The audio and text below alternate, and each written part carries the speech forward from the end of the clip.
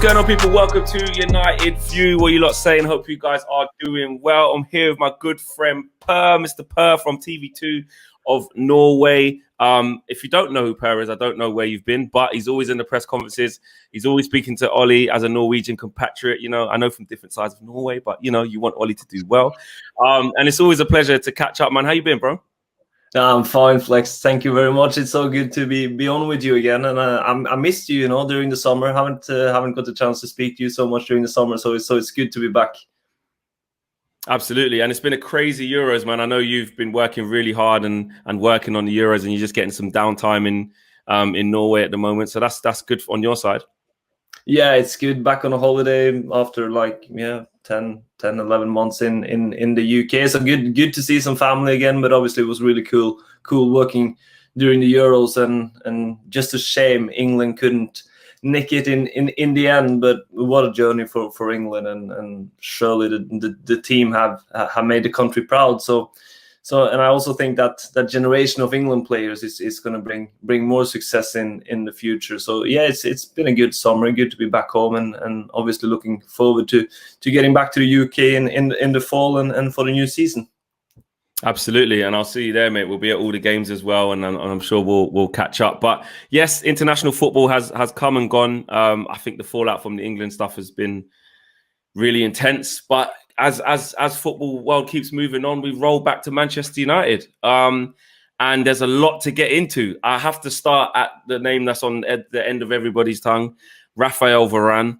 An update from yourself of how you see this developing. A lot of sources, a lot of credible journalists, real high up journalists sort of saying, this deal's materializing at a rapid pace. Yeah.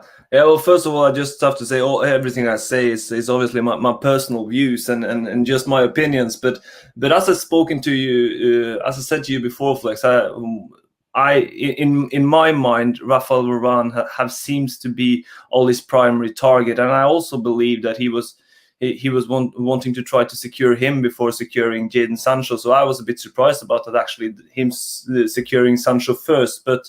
Now with the Sancho deal done more or less, I think Raphael Varane is the main man for Ole in Man United. The last word is not said, and it's also seemed like Varane himself is eager and keen to get to England and to Man United. It doesn't seem likely he's going to extend with Real Madrid, and Real Madrid has to sell to get some money back.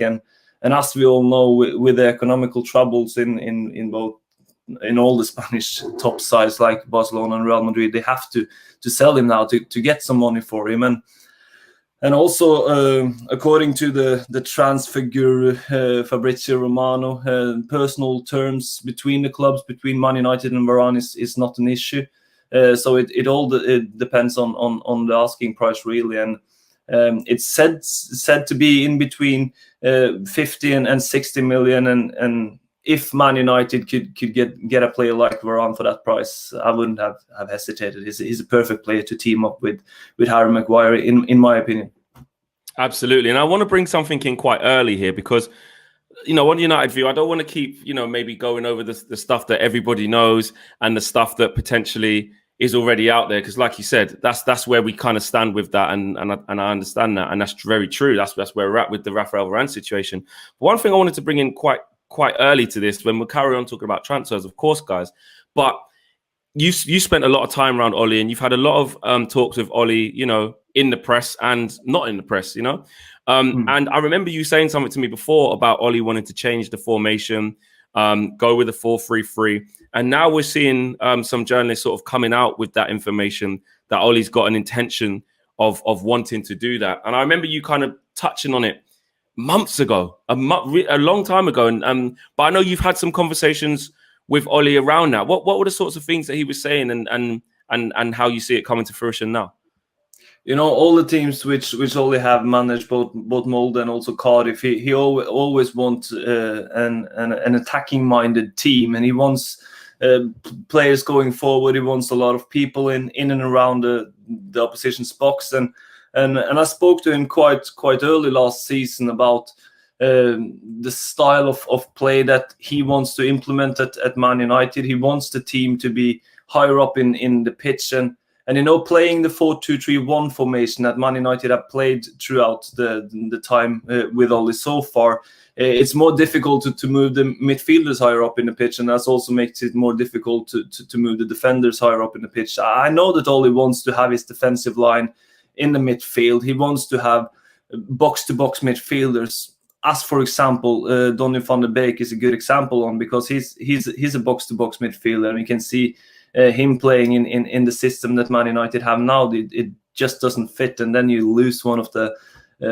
best box-to-box players in Europe, in my opinion. So as my understanding is that Ole wants his team to play more attacking, fast-flowing football, and also get his team higher up in the pitch. He wants to attack. He wants to counter press. He wants to win the ball back up high, and to do that you need more players in and around the opposition's box, because if you can, the higher you get in the pitch to win back the ball, the more dangerous it's going to be. And I think he wants to move away from the two holding midfielders, but in order to do that, he needs a player that could win the ball back, cover a lot of space, give the freedom to the two box-to-box midfielder, and also give the freedom to the backs and to the wing backs and central defenders. So I think we will see a Man United this season going more and more over to 4-3-3,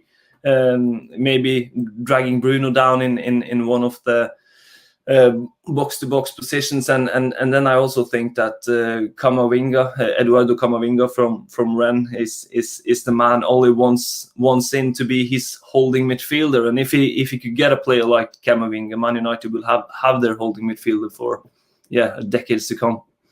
Absolutely, and again we'll touch on to Camavinga shortly as well. I'm sure Kieran Trippier we're going to have updates on also. And you spoke a little bit about what needs to happen to facilitate Solskjaer being able to make that tactical change.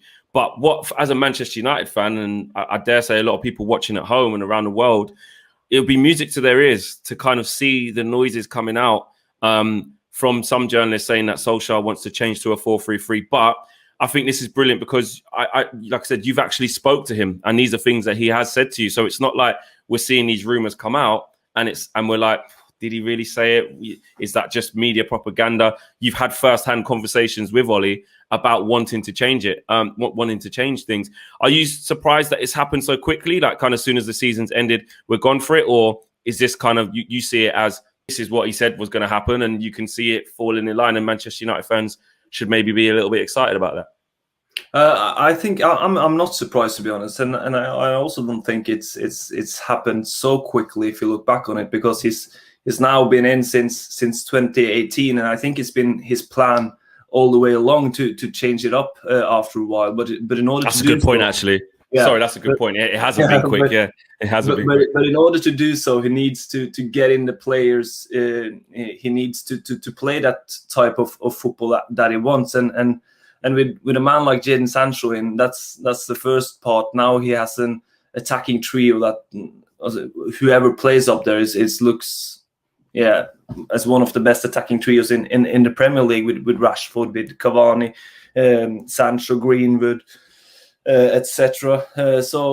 And now I think if we could see Ole get in a strong central defender and a central defensive midfielder, if we get those two players in, I'm convinced he'll going to change it up a bit. It's not certain he's going to play 4-3-3 in every game throughout the season, but I think we're going to see a more attacking minded Man United, and I also think we will see more 4-3-3 than 4-2-3-1 during the season. Obviously, depending on the opposition and the type of game, but I think just the mentality to Ole is more of an out-and-out attacking style. The last seasons, Man United have based a lot of the play on counter-attacks. That's in my opinion, that's a good way to go about things when you are a new manager for a team. The players getting to know you implementing a new type of playing style. This is stuff that takes time. Now Ole he has had some time now. He'd been there for over 3 years, almost 3 years, and now going over to a 4-3-3. It wouldn't surprise me. He haven't exactly said 4-3-3 the formation to me, but it wouldn't surprise me to see him playing 4-3-3. What he said is he want to play more attacking. He want to have the players higher in the pitch, starting with a defensive line, and then he want to win back the ball, counter attack, attack. You know, so I think we're going to see a more offensive Man United, and I think also one of the reasons for Ole doing this now is he's hungry now. I think he's really hungry. I spoke to him both before and after the Europa League final in Gdansk in May, and he's an hurting animal at the moment. Yeah, so, I bet. Yeah, but that's what I was going to say. What was the difference between? I know it's kind of obvious in terms of, well, obviously we lost, but did he come with anything that made you really feel like wants to change a lot after that loss when you spoke to him versus before? It was just when I spoke to him before the final, he said to me that if we win this game tomorrow, I spoke to him the day before the final, and he said to me, if we win this game tomorrow, that will be the biggest achievement of my career. And that tells you something, because we all know what it's done for Man United, winning the Champions League in '99 and etc. And you could see how much that meant for him being in the final, how proud he was, how he carried himself, and then obviously the penalties happened, and I spoke to him after the match, and then it was just something about his eyes. You could see he's really sad. This was something that get to him, and his voice cracking up in between the answer, and it was just the way he stood up. Anyways, you know, he was sad. He wasn't trying to hide the disappointment, but he was standing there. He was answering, and he was also demanding his players to wait after the game to stand and watch the Villarreal players celebrate and lifting the trophy. He was demanding everyone, both both the players and the staff, to be standing out on the pitch and watch that. And he told me the reason he did that was because he wants it to hurt. He wants the players to feel that hurt, to never want to experience something like that again. And I think the group with the staff, with all the players, it's a determination now, and it's time for revenge, I think. So I think Man United is team to look out for this season. I really hope so. And I'm going to look back to, you know, when he first started at United, he was playing a 4-3-3. That first game against Cardiff was a 4-3-3. Was it Herrera and Pogba and someone else in the midfield? It could have been Matic or someone. But you know, Lingard on the wing, Martial the other wing, and it was really direct. Rashford through the middle, I think it was at the time. And he started off with that formation, and he got the best out of Paul Pogba straight away. I remember in that formation and in that run-in when he came in like December through to the summer, it wasn't a good season, but Paul Pogba definitely started to shine. On him, not just the cliche question of do you think he'll go or do you think he'll stay, which obviously have your say on that, but how much of the players that are already here are so important to what Solskjaer wants to do versus he needs to bring in some, and what type of impact would that have on Paul Pogba? Would he be looking to deploy him back in that three-man midfield? I think with the players Ole already have, he has a lot of players that will suit the type of football he wants to play. As you mentioned, Paul Pogba in a kind of box-to-box role or a more free midfield role, he will come more to his rights, as we have seen for France during the Euros, where it was fantastic, and he played some really good games. But I think it's what's important to him, even though let's say that Ole have 85% of his pieces for the jigsaw to play the style of football that he wants. The last 15% is so important that it's absolutely crucial that he gets it. Some, for example, a strong centre half alongside Harry Maguire, for example, a Raphael Varane, because a Raphael Varane would allow Man United to be higher up in the field. He's fast, his pace, he's smart, he's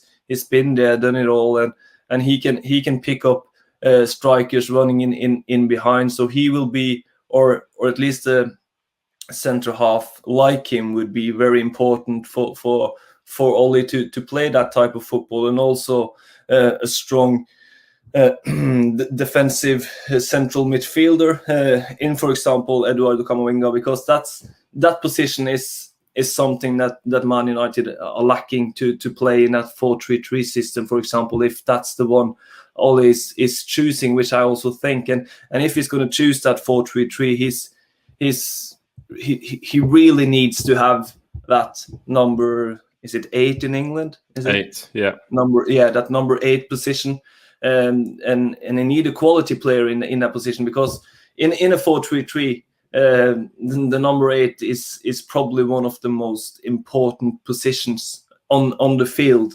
So he need that to be among the same quality as Bruno Fernandes or Paul Pogba, only in that position. So I think those 2 positions are really key for Ole to being able to change it around to play the type of football that he wants, and that's why the last part of this transfer window is really massive for Man United.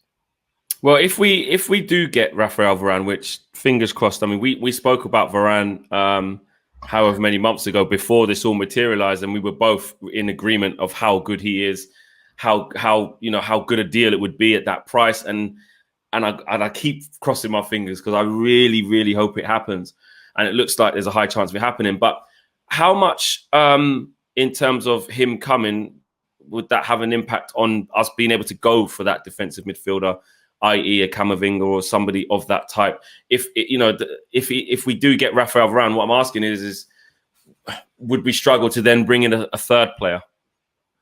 No, I don't think you will struggle, because I think that the money is there for Man United, especially with because of if you look at the Varane situation, he's a player that won't cost too much. Okay, he would be expensive, but if you thinking in terms of his qualities, it's a bargain, and it's a no question for me. And also, if you look at a player like Camavinga, for example, who I mentioned a couple times, if Man United were to bring him in the midfield, he's also a player that could come fairly cheap, because he's only have 1 year left of his contract.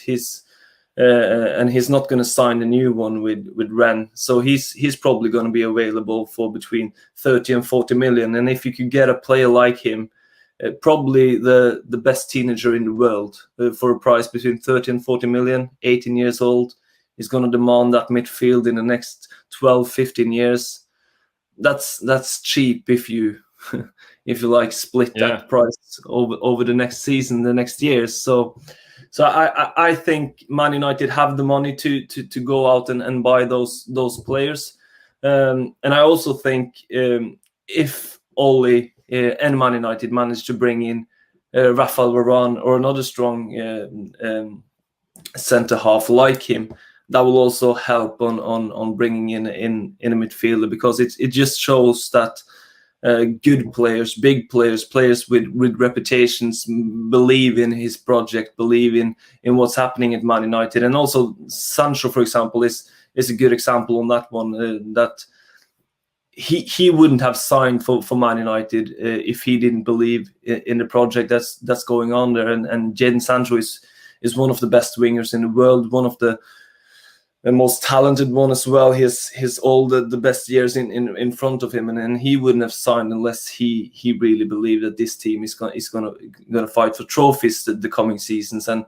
also bringing in a type like Varane would help, for example, and Eduardo Camavinga to be convinced to come to Old Trafford as well. Just imagine him. Exactly. Pogba, Martial, Varane, little French connection, man. Yeah, exactly. And I also think all this, I think if this summer window is done perfectly by Man United, they will also be in the driving seat regarding Paul Pogba's future. I think they will have all the big cards on their hand. If they do this transfer window perfectly, they will have the cards, and they will decide if Pogba are to stay or to leave after next season.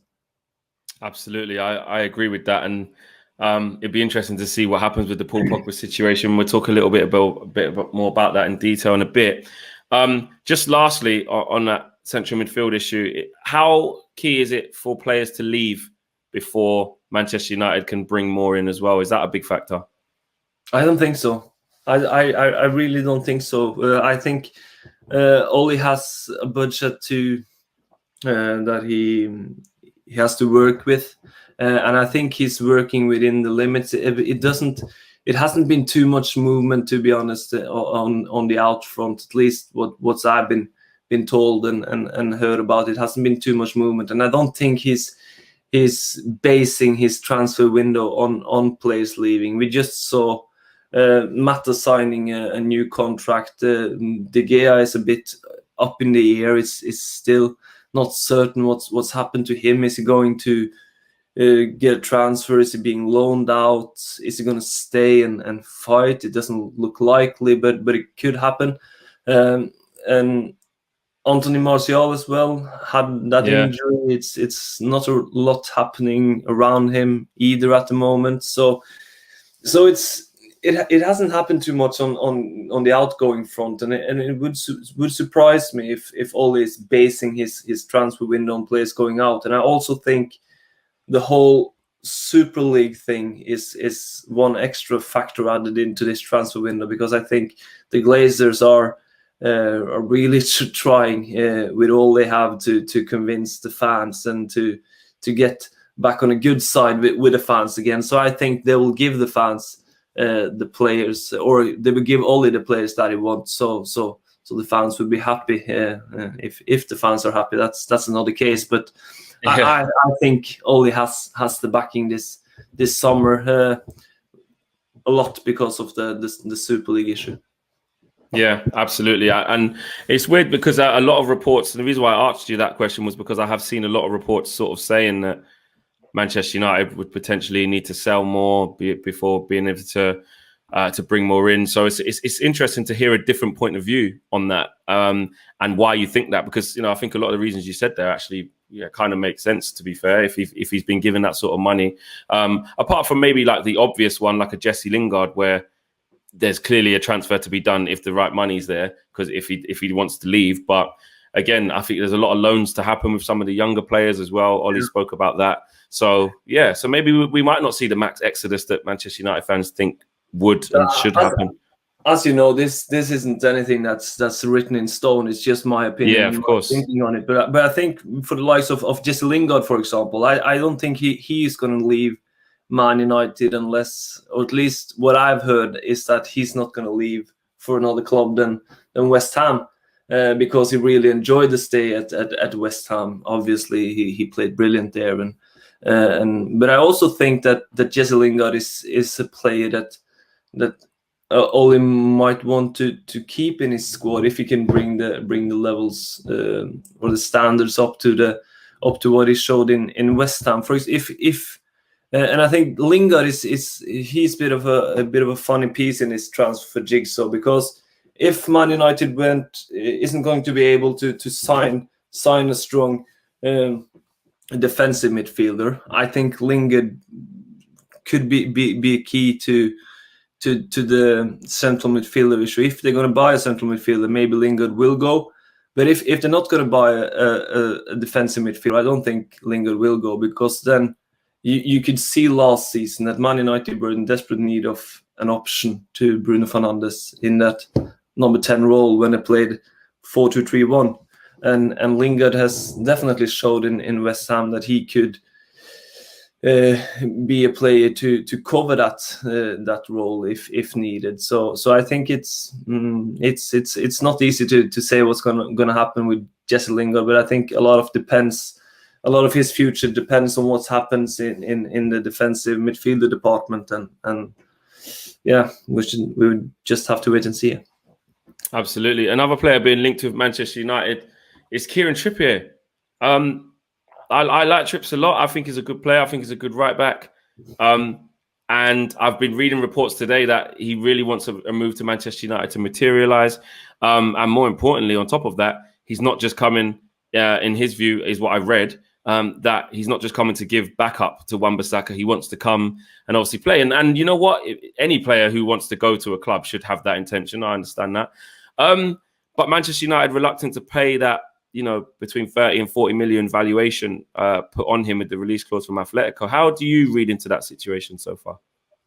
First of all, I just have to say that I wouldn't have considered Kieran Trippier if he had said that I want to come to Man United and I'm happy to be a substitute, because that's not the player you want in your squad, is it? You want to play that really wants to play and fight for the place. And I think Kieran Trippier is the perfect solution for Man United at the right back. Aaron Wan-Bissaka, he needs someone to challenge him. You could see that throughout last season as well, because it's difficult for him to keep developing and keep pushing on to the next level if he has nobody pushing him, because he knows coming into every training it doesn't matter too much how I'm going to play, because I'm going to start the next game anyways. Getting a player like Trippier in there that's really pushing him at each training and could also learn or teach Wan-Bissaka a thing or two. He has much experience. He's played in the World Cup, in the Euros. He's played in the Champions League for years. He's won the La Liga. He's experienced a lot of things, and he's a really good right back. And he's only 30 years of age as well, so he has some decent years left in his rucksack. So I think Kieran Trippier would be a really good option, and I think he's the main man for Ole at the right back as well, because you don't want to. I don't think Ole wants to sign a player that's in and around the same age as Wan-Bissaka, because then you kind of loses a bit of what you really need, because you want some experience in that can help the younger player to he ticks all the boxes for that, doesn't he, Trippier? He ticks those boxes. Yeah, he absolutely does, and I think that's what Wan-Bissaka needs as well to get his game on to the next level. And I think Trippier coming back to England, playing for Man United, he will come with real hunger, real experience, and he'll be really good for the squad. And I wouldn't be surprised if Man United were to sign him. I wouldn't be surprised if he were the starting right back for Man United next season. Yeah, see, it's a weird one, really, isn't it? Because I think a lot of people who don't want Kieran Trippier, they've said, I just feel like they might not be thinking deep enough into what he would actually bring to this team. Where I agree of maybe not getting Trips is the valuation, because we've got so much else to buy. Like you said there, we need a defensive midfielder. If Kieran Trippier is going to cost us 40 million, it's too much. It's too much. We may have to pass. And I was sort of saying maybe keep Diogo Dalot because he's already our player, so we keep him for free without having to spend any more money, and give the competition to Wan-Bissaka that way. But it looks like he's potentially going to leave as well, but they don't want to accept a loan, maybe only a permanent deal. So he's clearly not in the plans.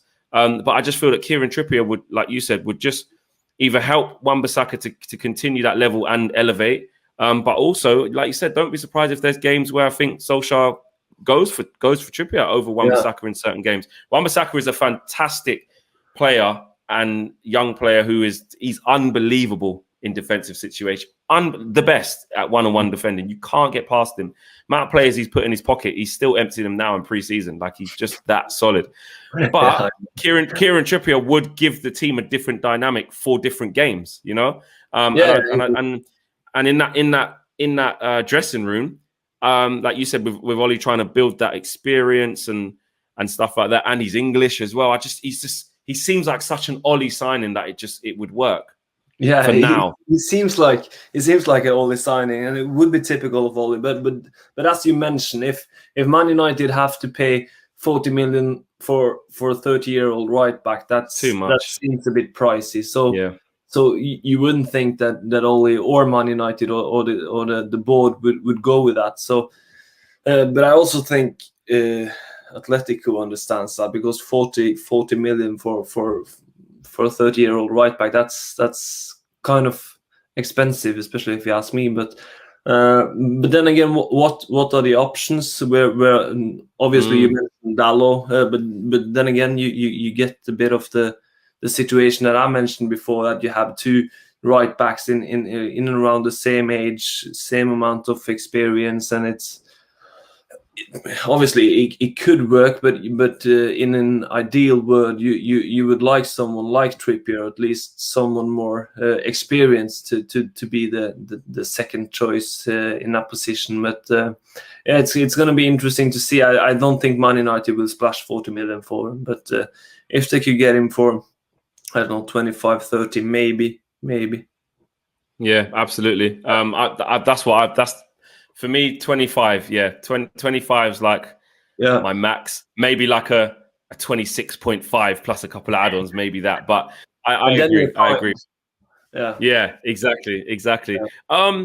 We can't not talk about Paul Pogba, bro. We can't. We just can't do it. There's been a lot written that he's enticed by the magic of PSG, their project. He's really excited by it. He's wowed by it, and all of this stuff. But at the same time, there was a lot of reports saying that, he likes the idea, but he doesn't want to basically, think bad of Manchester United or cause any upset. And Man United are still trying to work on a deal to put on the table to make him stay, and he's got to go over that. How do you see this one panning out, which is the $1 million question? I think it's I've said it to you a couple of times before as well, but I think it's no change in the Pogba situation. I think he's going to stay at Man United. I think if he's going to stay, even though he's not signing a new contract, and then you're going to have to deliver the last season to get a decent job next year, and also that's the chance for Man United and Ole to keep him as well, because if Man United do well this season, win a trophy or two, get some good signings, some new players, and looks good for the future, that could make Pogba wanting to stay. And with a transfer like Jadon Sancho, maybe Raphael Varane, maybe a defensive midfielder, that's something that could make Pogba want to stay even more. So I think Ole is going to put on some of a gamble with Pogba. I don't think he wants to sell him. I think he's going to keep him at any cost, and I think it's probably going to do more for United to keep him than to sell him, because if they sell him now, they wouldn't get the price that he's worth because of his contract situation. They wouldn't get anywhere near the money. They really don't want to sell him. Yeah, they don't. Yeah, they want to avoid that. Get anywhere near the money they spent on him. So no, I think he's going to stay. I think we're going to see a lot of rumors about Pogba both pre-season and during the season regarding his contract, regarding transfers. But I spoke to Ole about Pogba just a week or so before the Europa League final in May, and he told me he was going to do he's going to do everything he can to keep him. He's, as he said, he's one of Man United's best players, and obviously they want to keep their best players. So I don't think he's going to sell. I think Pogba will be a Man United player this season. I think he's going to play a lot of games for Man United, no matter if he signs a new contract or not. And then I think we'll have a late decision on what happens to his future. A decision that maybe could be speed up if Man United makes those transfers that Ole wants to make, and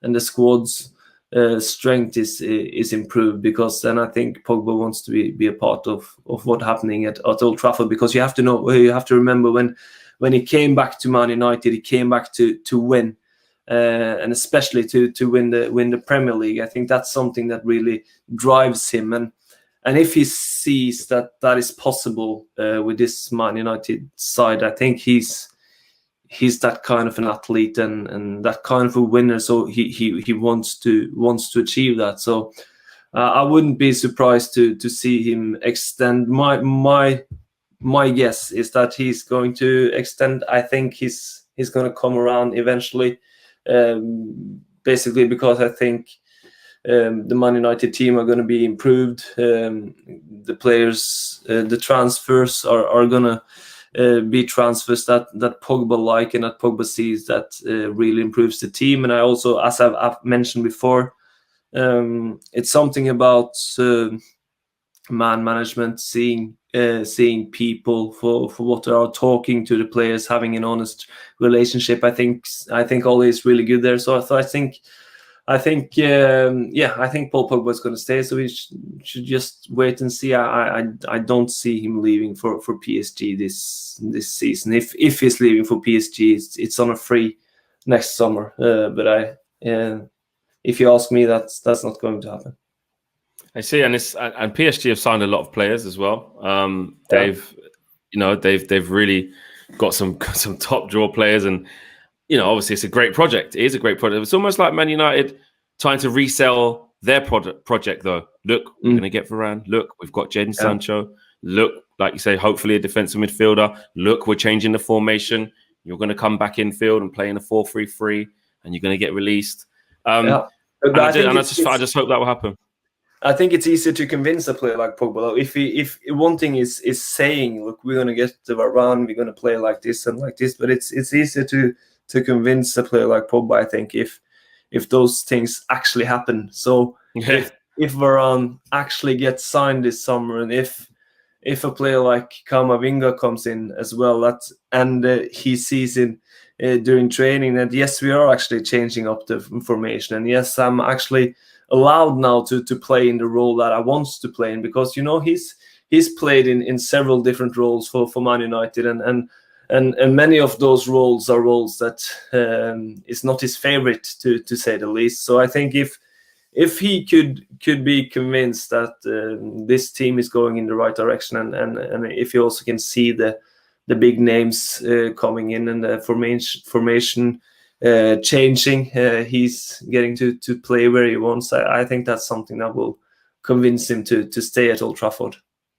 Yeah, I see what you're saying there, and the saga's going to continue. I mean, we spoke about this a while ago, and it looks like it's just going to keep rumbling on, and hopefully we can sign those players to make Paul Pogba think otherwise. There's a lot of people watching this player that are like, let Pogba leave. What's he done? The other players have left. We've managed to overcome that before. Beckham, Ronaldo, Van Nistelrooy. We've lost big players, but you can't blame those people either, because as you say, what's he done? But then again, you have to remember the times Man United have been through since Pogba came back, and all the different managers he's played under, and also the different types of football he's played, the different positions he's played in, and it's just been a lot, and it's he hasn't played in a position he's best at. You can see it for France when he's playing in that free role as a box-to-box player with some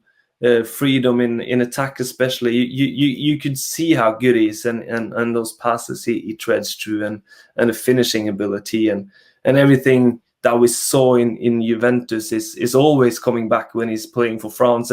And I think people often tend to forget as well that he has been doing some of those things for Man United as well. Yeah, he scored some big goals. Yeah, he has some scored big performances. But I think the thing is, when it's not an end product, or not a trophy in the end, that's something people tends to forget. So yeah, I can understand people meaning, we could replace him. Yeah, he could go, but who is going to replace a player like Paul Pogba, and especially when you're going to lose money on him as well, and the price tags for.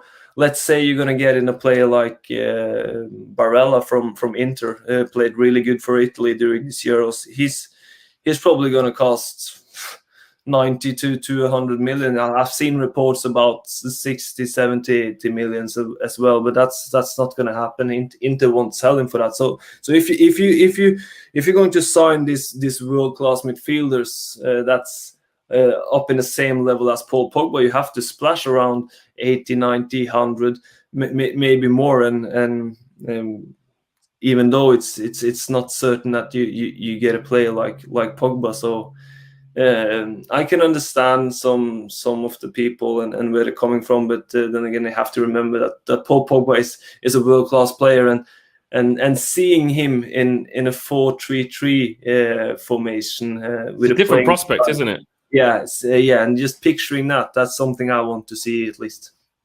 Absolutely, with the likes of Jadon Sancho added into that side as well, Bruno, and slightly playing less advanced but linking up with Pog. Oh, I'm just thinking about it. It sounds so exciting, but I'm just gonna wait. A lot of people have been saying it feels different this year. Man United really going after big targets. The noises that Solskjaer is going to change the formation, etc. And like you said, you've had conversations about that, but I just want to wait until the end of the transfer window to see who we have got and see how we start, attacking these preseason games as well. In terms of the formation, it'd be interesting to see that too. Another, other players that we're trying to not keep hold of because they're going to leave, but negotiate new contracts. It's gone a little bit quiet. I just want to see what you thought about it. Bruno Fernandes and Luke Shaw, new contracts. I mean, Luke Shaw, wow. What 18 months he's had. Unbelievable player, unbelievable form that he's in. But talks at Manchester United offering him a new contract or trying to work on that. Bruno Fernandes, improved terms, etc. And lastly, Ole Gunnar Solskjaer himself. I know that was kind of news 3 or 4 months ago, and then it was more the thing of Manchester United were going to wait to the end of the season. Hopefully, they would have hoped to win a trophy, but that didn't happen. But is it all but a matter of time before Ole himself announces his extension? I'm a bit uncertain about that one because I think some of that changed with Ed Woodward quitting his role because I know the relationship between Ed and Ole was really close, and I think he already would have signed a new contract if Ed was going to stay at Man United long term.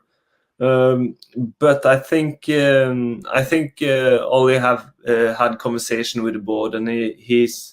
I think he has getting some promises as well regarding a new contract. I obviously asked him about the contract situation. He won't say too much himself, or that he obviously wants to stay, and I think we will see a development for that in the early stages of the new season, and it wouldn't surprise me to see Ole getting a new contract at Man United, especially if he has a good transfer window and gets a good start to the new season. Start's key. The start's key, because if he gets these players and then it starts really badly, and then I don't know, by October times, November times, we're way off the pace. Football's a cutthroat industry, isn't it? Yeah, it is. So I think he really needs a good start. But if he gets a good start, I think we'll see him sign a new contract. Regarding Luke Shaw, he will definitely sign a new contract. Yes, good. He's loving life at Man United. He's probably the one that appreciates Ole the most. I spoke to Luke myself just after last season, and he just told me how happy he was and how much of a different atmosphere it's in and around Carrington after Ole came in, and how much he believes in the project. So he's definitely gonna extend his contract. I think the same goes for Bruno Fernandes, especially if Man United are able to make those transfers they want to make this summer, because then I think it's important for Bruno as well to see that Man United are improving it, and that they're willing to spend to get those players needed. So if Man United can do that, if they can get a player like Varane, for example, in there, I think Bruno definitely is going to re-sign. And I also think it's important for Bruno to see those players coming in, because he had a tough time during the Euros. Really tough. Played bad, and is probably coming in to the new preseason a bit heavy after the summer, and so I think he needs some reboosting there with some new transfers, new teammates, new faces, maybe a new style of play as well, as we have spoken about. So. But I expect Bruno to sign a new contract. He seems fairly happy throughout every game. He seems happy. So because he wants to win, like he said, he wants to win, and exactly. And we need to start getting some trophies in this side. Last person I wanted to ask you about was Marcus Rashford. A lot of news coming up. We've known he's been carrying these injuries for a while now. Just was never given the time off to do it, and also probably the other side of the coin is Marcus Rashford saying, I want to stay and play and help the team. He wanted to go to the Euros and he was allowed to do that. Some people don't think he should have been, but the fact is he was. He's set to miss a couple of months of the season should he go ahead with this surgery. How do you understand the situation? Yeah, the same as you basically, that he has been struggling with his shoulder for a while, and I think it's the right thing to do for him as well, because he was you could see him in the last half of the season, last season, and also during the Euros. He hasn't been himself. He hasn't been at the levels he's expected to be at, and the levels he know he can be at. So it's clear that it's something that's been bothering him, and if he now could get his shoulder fixed, I think those 2 months are worth what you're going to get after those 2 months. And getting in a player like Jadon Sancho as well allows you to maybe give Marcus that chance of surgery and being out for a couple of months. Because if should he have done that last season, you wouldn't have anyone to really cover for him. Now you have Jadon Sancho, and you can still play with Cavani, Greenwood, etc. So I think that's important for Marcus to get his fitness right and to get back on the levels he know he could play at, because then he's going to be a really important player for this Man United side. Absolutely, I agree, and I hope he gets that time he needs, man, because he's still young. He's got a hell of a long career ahead of him. I just want him to manage himself right, and I'm sure he would do that. I'm sure Marcus knows his body best, like he said in a few interviews. But you can see, like you said, he hasn't been at the level. He hasn't looked comfortable because he's carrying an injury, and that's not the 100% Marcus Rashford that we know we can get when he's fully fit. So yeah, and there's probably no better time to do it. Of course, at the beginning of the season, you don't want one of your best players out, but with the acquisition of Jadon Sancho, who's ready to go, Martial's now back fit again, Mason Greenwood's ready again, Cavani stayed. If you're going to be out, Marcus, we can handle it now. Go and rest.